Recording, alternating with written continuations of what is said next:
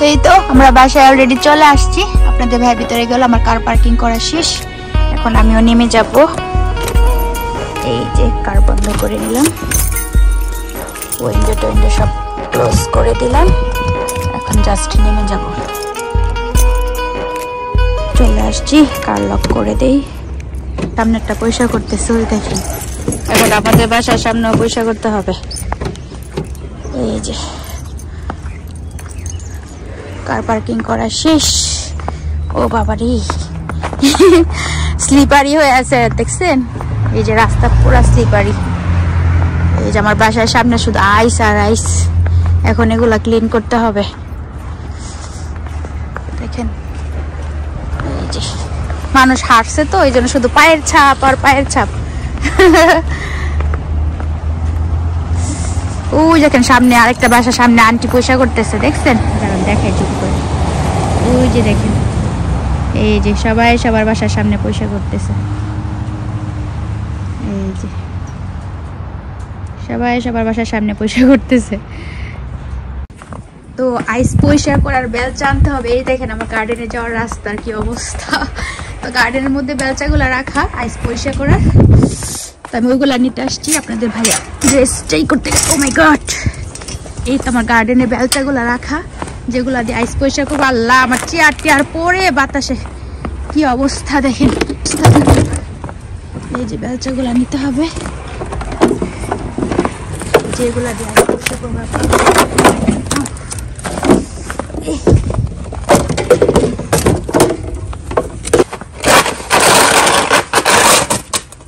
পরিষ্কার করা স্টার্ট হয়ে গেছে।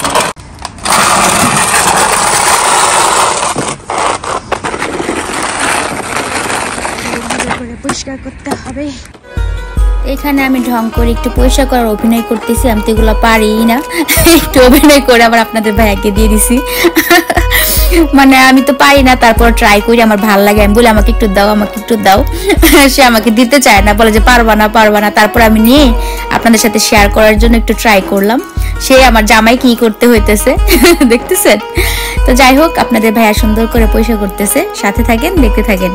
দেখেন কি কষ্ট আইস পয়সা করা, এত ইজি না। সবাই সবার বাসার সামনে পয়সা করতেছে। ওই যে একটা আন্টিও পয়সা করতেছে। দেখেন এদেশে কোনো লোক নাই আইস পয়সা করানোর জন্য, ঠিক আছে? যার যার বাড়ি তাকেই পয়সা করতে হয়। এই দেখেন বুড়া একটা আন্টি নিজের বাড়ি পয়সা করতেছে, কত কষ্ট করে। দেখছেন?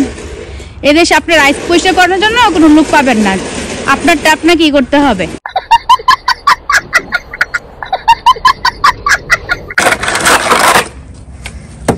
আমি পারি না, ভালো করে চেষ্টা করছিলাম। আপনাদের ভাইয়া কি এখন করতে হইতেছে, কি কষ্ট বাড়ি পয়সা করে। যারা ভাড়া থাকে তারাই ভালো, কোনো কিছু পয়সা করার লাগে না। ভাড়া থাকা অনেক আরাম, কিছুই করার লাগে না। কিন্তু ভাড়াটিয়া তো ভাড়াটেই, বাড়িওয়ালা তো বাড়িওয়ালাই, এটা হচ্ছে পার্থক্য। আপনাদের সুন্দর করে পয়সা করতেছে। দেখেন দেখেন আপনাদেরকে, বেচারা অনেক কষ্ট করতেছে। আইসগুলো দেখতে কিন্তু অনেক সুন্দর লাগে না, সাদা ফকফকা, ভালো লাগে। বছরে একবার এরকম নিজের বাড়ি পয়সা করা, এরকম আনন্দ করা, এটাই কয়জনের ভাগ্যে জুটে বলেন? কষ্ট হলেও আনন্দ আছে। নিজের জায়গা পয়সা করবো, এটার মধ্যে কষ্টের কিছু নাই, আনন্দ। আর আমার বাড়ি বেশি বড় তো, এই জন্য 4 পাশ দিয়া পয়সা করতে হয়। শুধু এইটুক নাই, যে দেখেন এইটুক পয়সা করা হয়েছে, আরো সাইড দিয়া পাশ পর্যন্ত পয়সা করতে হইব। বাড়ি বড় হইলো বিপদ। এই যে আমার, এটা হচ্ছে আমার বাড়ির সাইড। এই যে দেখেন, দেখাই,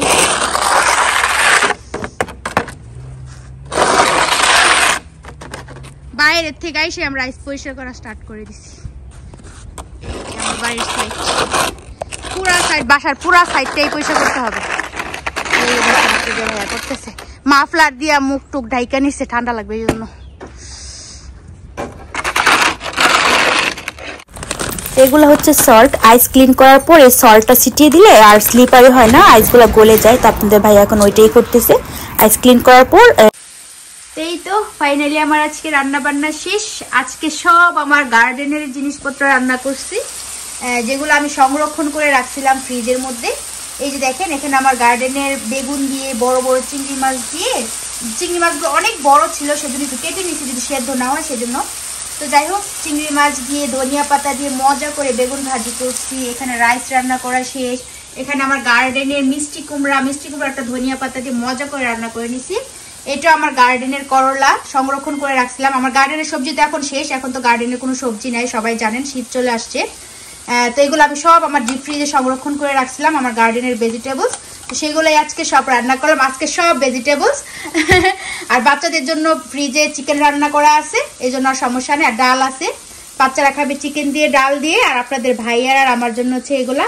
আর মিষ্টি কুমড়া ভাজিটা বাচ্চারা খায়, কিন্তু করলা ভাজি তারপর হচ্ছে বেগুন চিংড়ি ওরা খাবে না।